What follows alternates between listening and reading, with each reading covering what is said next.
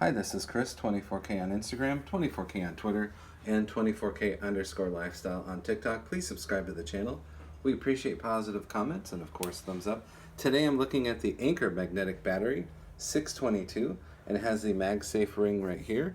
And this is how thick it is. It's actually pretty thin. It's a 5,000 milliamp battery, and it has this little flap on the back. We'll show you that in just a moment. But it's a magnetic battery. You can take your iPhone or whatever you have for charging and set it right on top, and it will start charging once you line up the coil just right. It also has a button on the one side to get it started, so you can see the charge level. It has a 12-watt output USB-C port right there. So we have the charging right there, and that is magnetic, so if you have MagSafe, it will charge a lot easier.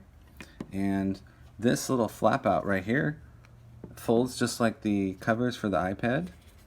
So you have a stand like that, and then you can set your phone against it like this.